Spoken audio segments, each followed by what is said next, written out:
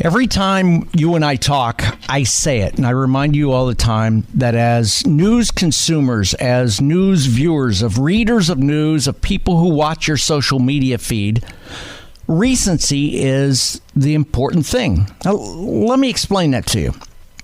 My name's Jeff. It's Westside Jeff sitting in for Chris Kroc. Chris is taking the week off. I'll be sitting in this week and next Monday night, Labor Day.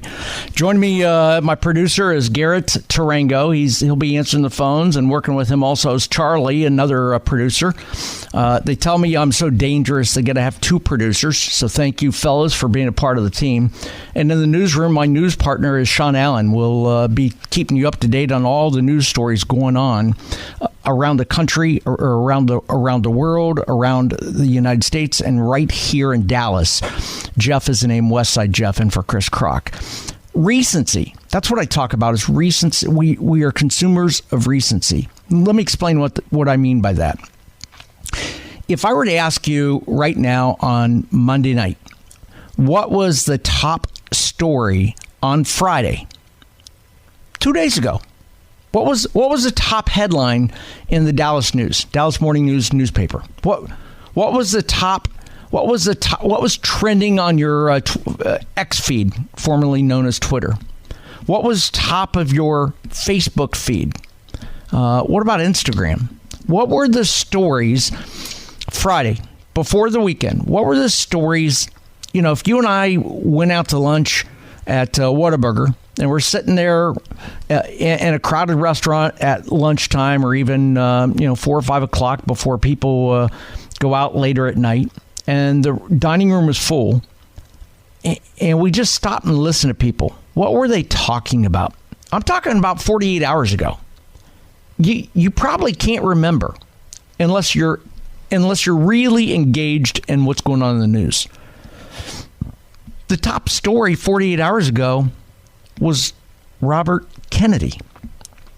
Kennedy had bailed from the presidential election and endorsed Donald Trump. That seems eons ago, doesn't it?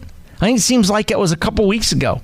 That's not a story that I would say has a long-term shelf life, right? I mean, that's a story that you go, yeah, Jeff, that's right. That's right. I do remember that was a story. Kennedy dropping out of the presidential race, and throwing his weight behind Donald Trump. And in the meantime, Democrats came out that night and the next day and absolutely blasted Kennedy for doing that, because he was a traitor. So he got kicked to the curb. Well, that was Friday. Today's Monday. And nowhere did I go today where anybody even mentioned the name Kennedy. Nowhere. That's recency. Because what people talked about today was what happened today. And let's start off with that. What happened today, and just happened literally moments ago in the world of time, is Special Counsel Jack Smith. He's asking an appeals court to reinstate the classified documents case against former President Donald Trump. That's after the federal judge, Eileen Cannon, who, by the way, was a Trump appointee, she had thrown that out. So Jack Smith opens it up. He appeals it to the court. He's arguing that the federal judge, this is the part that gets me, it's pretty interesting. So Jack Smith, who's appointed by Merrick Garland, is arguing that the federal judge, Eileen Cannon, fundamentally misunderstood the law when she ruled that his appointment was unconstitutional. Now, I don't know about you. I don't know I have the kahunas to actually go public and say, hey, this federal judge misunderstood. She didn't know what she's talking about. She has no clue. She misunderstood. Claiming a federal judge misunderstood the law. Now, isn't that what the judge's job is to really understand the law? And a federal judge at that. You just can't make this stuff up. More than a year after Trump was accused unlawfully of taking classified documents to Mar-a-Lago, Eileen Cannon, federal judge, tossed that case last month. Now, she ruled that no law supported the hiring of special counsel without Senate confirmation. That's really what it came down to. She ruled that a special counsel needs Senate confirmation. I'm not a legal scholar. My name's Jeff, just a regular kid from the state of Ohio. Grew up in Columbus, Ohio. I grew up following the news, following the media, finding myself reading stories, watching stories, seeing stuff across social media and having an opinion on it. That's what got me here to this radio. That's why I've got producer Garrett with me and producer Charlie. That's why.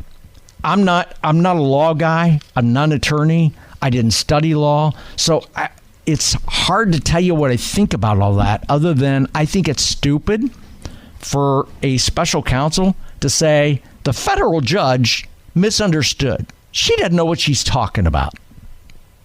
I think that's stupid. You got an opinion? I'd like to hear it. My number is 800-288-9227. That's 800-288-9227. 800-288-WBAP. My name's Jeff, sitting in for Chris Crock. So special counsel Jack Smith goes on and says that she misunderstood. She doesn't know what she's talking about. And now the DOJ is now asking the appeals court to reverse that calling that Cannon's reasoning was nonsensical. That's what it was. They're saying that her ruling was nonsensical. Let me dumb that down for you. Stupid. That's how I dumb it down. Now, November's election is only 70 days away, and that'll come before this appeal is resolved. If Trump wins the election, he can order the DOJ to drop all charges against him. Why does that matter? I'm going to tell you in about 5 minutes why that matters and why that's important, because that comes into play with this election, and you have to watch out for that. Okay? You got to watch out. So Jack Smith has filed an appeal. What's going to happen? I don't know. Republicans will tell you that they should win. Democrats will tell you they should win. Who knows what they're going to do these days? Who knows who's going to do what? I thought this was pretty clear case after the Supreme Court ruling from last month saying that former presidents can't be held accountable for actions that they take within the legalities of the office that they hold. I thought it was pretty clear that was a case. So how Jack Smith now thinks that she was misinformed on or misunderstood the law when she ruled that his appointment was unconstitutional. It's going to be interesting to see. But to me, part of the story comes back to if Trump wins, he can order the DOJ to drop all charges against him. If he doesn't, the case will continue. I want to talk a little bit about this in 4 minutes. Got to hit a quick break. On the other side of that, I'll tell you why that's important and why you need to pay attention and what it means to you and me in this election. That's in 4 minutes. My name is Jeff. It's Westside Jeff. And for Chris Crock on News Talk 820, WBAP, and now on FM at 93.3. So just a little while ago, special counsel Jack Smith asked an appeals court to reinstate the classified documents case against former President Donald Trump. That's after federal judge Eileen Cannon, who is a Trump appointee, threw it out last month. Now, Jack Smith is arguing that federal judge Eileen Cannon fundamentally misunderstood the law when she ruled that his appointment, Jack Smith's appointment, was unconstitutional. More than a year after Trump was accused of unlawfully taking classified documents to Mar-a-Lago, Cannon tossed out the case last month, and she ruled that no law supported the hiring of a special counsel without Senate confirmation. Now, today, that leaves the DOJ now asking an appeals court to reverse that ruling on Cannon's reasoning as nonsensical. November's election will come long before that ruling is final or resolved. We're 70 days away from that time frame. My name's Jeff. It's Westside Jeff. I'm in for Chris Crock. Chris is off this week. I'll be sitting with you the rest of the week. A couple ways I'd love to hear your input, your opinion, your thoughts on this story or any story that we talk about tonight, you can weigh in at 800-288-9227. That's 800-288-WBAP. I'm also up on social media at Westside Jeff. So you can hit me up across Facebook, X, or Instagram at Westside Jeff. So I'd love to hear your input on this story. My take on this is this. Number one, it's pretty stupid for a special prosecutor to say a federal judge, I'm not talking about some county judge. I'm not talking about somebody here in Tarrant County or Collin County. I'm talking about a federal judge, like big dog, like appointed by the president and approved through confirmations. I'm talking about a big dog judge. So a special prosecutor says she misunderstood the law. Now that in itself just catches me by surprise. Here's why this is important. If Trump wins the election, and this puts more pressure on Trump to win, if he wins, he can order the DOJ to drop all charges against him. If he doesn't, what do you think's going to happen? If Kamala wins, do you think they're going to drop the case? Hell no. So this case will ride on the November election. And the Democrats will use this as, we've got to save democracy. Because if Trump wins, get ready to hear this. Tomorrow morning, you're going to hear this. You're going to hear sound bites from the Dems. If not tomorrow morning, maybe tonight. If they're smart, to get it out tonight. And you're going to see it across your social media feed. If Trump wins this election, he can order his DOJ to drop all charges against him. We need to protect democracy.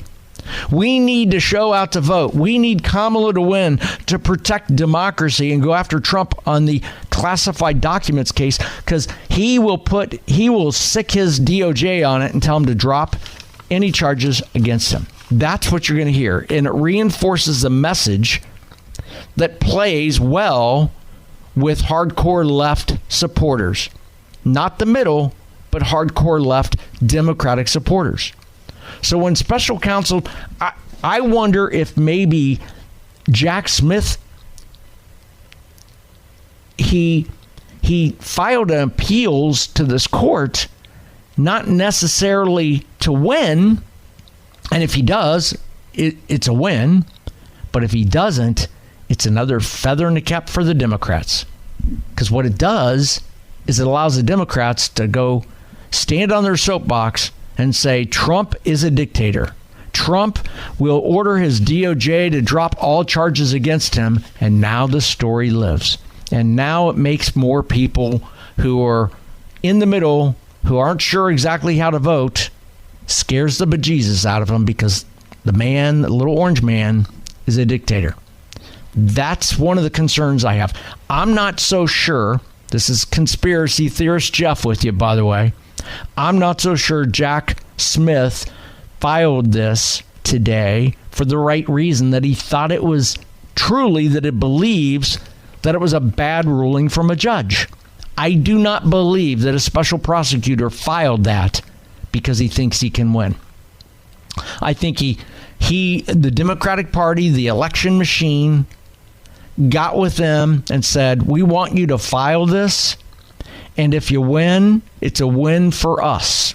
And if you don't win, it's another win for us, because it gives us more fodder to go out and say, Trump is a dictator, and this is why we need to save American democracy. That's my opinion on this. You watch, it's going to happen. It's a matter of time. And when it happens, I want you to say, Jeff told me this. Westside Jeff on News Talk 820 WBAP and now on FM at 93.3 told us this. And you're right. That's my opinion. What's yours? Do you think there's something to what I'm saying, or am I a bunch of hyperbole? 800-288-9227, 800-288-WBAP. Again, I really believe that Jack Smith filed that as, if no other reason, then it's a win-win for the Democrats. Again, if the ruling is, if the judge rules, it gives them a runway for this story, because this ruling won't come down till after the election. But it's a way for Democrats to scare people and say, we can't let Trump win, because if he does, he can order his DOJ to drop all charges against him. And he'll do it. He's a dictator. He'll do that. You can't let him win. But if he doesn't win, it's a win for democracy in their book. It's all about saving democracy. You see, the Democrats can't do a lot of anything else. The only way they can win, and by the way, I'm here to tell you, save this audio, they can win. The Democrats can win this election. Kamala can win this election. And I waffle back and forth day to day, who's going to win? It won't surprise me if she wins. It won't surprise me. For a bunch of reasons, which I'll tell you why after the bottom of the hour news. I just saw my man Sean Allen ducked in real quick and dropped a note on my desk and said he's got new coming up in about 4 minutes or 5 minutes in the news. A story about a judge blocking Biden from granting legal status to spouses of U.S. citizens. That's a relatively new ruling that's come down in the last couple hours. Sean Allen has the update on that coming up in about 5 minutes here in the newsroom from the WBAP newsroom. He's also got new details on a new Apple Watch coming out soon. There's news out of Apple that they're going to replace the CEO of the company coming in January. To me, I got to read more into that and really process that and think that. There's something to that, if you ask me, and I don't know exactly what it is. I haven't figured it all out. It's one of those, I got to read multiple stories, the sources of it, noodle it, think about it, process it, and figure out something just doesn't sit right with me there. Again, Jeff is the name, Westside Jeff in for Chris Kroc. There's 70 days until Election Day, and today is a 3-year anniversary of the deadly Abbey-gate attack in Kabul airport. That the attack killed 13 Americans and wounded many more. And where was the president of the United States, Joe Biden? I'll tell you after the bottom of the hour news. I'll also tell you after the bottom of the hour news what about Kamala's policies and what happens next and why they can win. Kamala can win. And if you don't believe that, you're fooling yourself. I'll tell you why in about 7 minutes after the bottom of the hour news coming up next with Sean Allen. My name is Jeff. It's Westside Jeff and for Chris Kroc on News Talk 820, WBAP, and now on FM at 93.3. So we got 70 days till Election Day. Today is a moment in history that was observed, and that is it is the 3rd year anniversary of the deadly Abbey-gate attack. That was the attack at the Kabul airport that killed 13 Americans and wounded many more. And I remember watching the Trump-Biden debate, and Biden tripped all over himself and said he hadn't lost any service members under his watch. And all I could think about was, excuse me, do you remember Kabul? Do you remember the Abbey-gate attack? The pull out of Afghanistan, that whole riffraff, that whole mess? And I was like, and I remember the next day, nobody in the media held him accountable to that. And it comes back to my point. And that is 2 points about this. Number one is certainly the withdrawal from Afghanistan was chaotic, to say the least. It was a colossal and catastrophic failure. And it was an embarrassment and a black eye in this country. And I firmly believe that, by the way, my name's Jeff. It's Westside Jeff sitting in for Chris Kroc. I firmly believe that the events going on in our world today, between going on in the Middle East, between Israel and Palestinians, the issues going on with Ukraine and Russia, and the instability across this globe today is more unstable and less safe because of that Afghanistan pullout and how bad, chaotic, colossal, catastrophic failure that was. I'm not saying that the instability wouldn't be there today, because that's hard to say, but I believe in my heart, and I know in my mind that if we had not botched that up, that the events going on around the world today would not be as severe as they would have been if we had done the right thing 3 years ago today.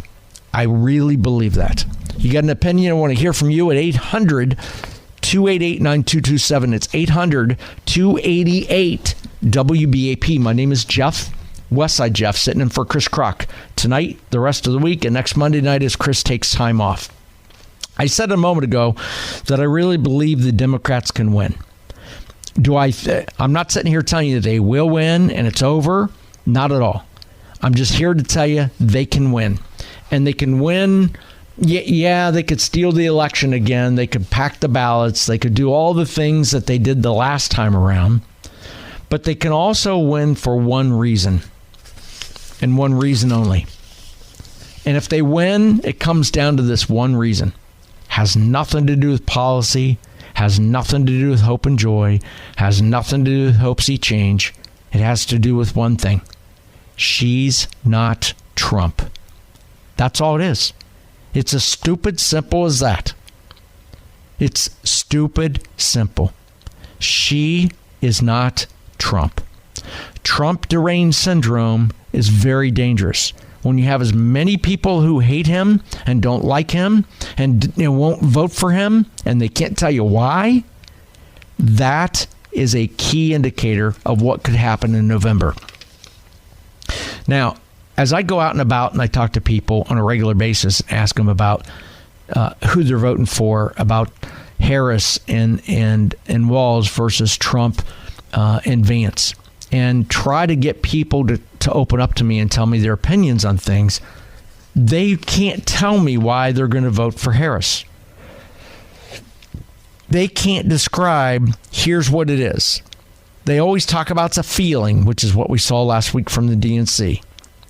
But it's more than just that. It comes down to the fact that she's not Donald Trump. That's what it's all about. You can talk about everything else. I'm telling you, that's what it's all about. They can't tell you her policies. They can't tell you what she stands for. They can't tell you what she wants to do. They can't tell you any of that. But they can tell you one thing. I can't vote for Trump.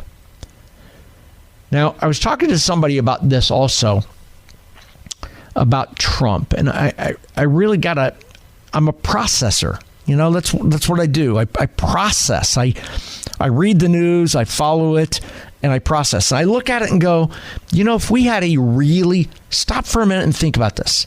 If we good conservative Republicans had a really, really good candidate, a 45-year-old Ronald Reagan, this election would be over. It would be 70-30, right? It'd be 70% voting for Trump for that candidate and 30% for the Dems. But we don't have that really, really good candidate. We've got a divisive one in Donald Trump. Not that it's bad. I'm not saying that it's horrible. I'm just saying a really good candidate would have this thing wrapped up. But Trump continues to put his foot in his mouth, continues to say stupid stuff, goes off script, and that's what scares me about this election. That if he loses the election, that's what it's going to be. He loses it. 800-288-9227 is the phone number. My name is Jeff. It's Westside Jeff. Hate mail to me. In for Chris Kroc. You can also catch me across social media at Westside Jeff. Now, today is the 3-year anniversary of the deadly attack in Abbygate. And the former president, shows up at Arlington National Cemetery to lay a wreath and to greet many of the loved ones of the 13 Americans and many more who were wounded in that attack 3 years ago. And where was Joe Biden? Well, let me answer this question this way. If you follow the news, which you do, or you wouldn't be listening to talk radio, when's the last time you saw or heard from Joe Biden? Think about that for a moment. When's the last time? I can tell you this, when it comes to Kamala, I read a story earlier today about the availability, the media availability since July 21st, which was her formal kind of announcement that she was going to take over Joe's seat. The formal interviews, the news conferences. Harris 0, Trump 19. Unbelievable. They claim that Trump is a threat to democracy. Yet she's running for office with zero opportunity to talk to her about her policies. We don't know where they stand, don't know what they look like. She hasn't talked about it. She's come out and said that she'll do an interview by the end of the month. But you know what? Again, back to my point, the national reporting media, they have become a public relations arm, a public relations company, a public relations organization for the Democratic Party. They have not held her campaign accountable. And that's what we're dealing with. So it's Trump against the media, it's Trump against the world, and it's Trump policies against those who report that he's a dictator in the fight for democracy. It's stunning to see what we're seeing in this election. It's absolutely mind-numbing and stunning. Coming up in about 4 minutes or 3 minutes in the newsroom is Sean Allen. Sean's got some stories about what's going on that we're talking about with the election, about the debates and will they or won't they, and some local news from an economic standpoint too. On the other side of this, we'll continue the conversation and talk a little more about why Harris hasn't been out there and what that means for this campaign and how it plays out. I'll tell you what I think about that after the top of the hour news. Sean Allen in the newsroom, about 4 minutes, about a 4-minute newscast. After that, I'll be back. It's Westside Jeff in for Chris Crocker, News Talk 820 WBAP, and now on FM at 93.3.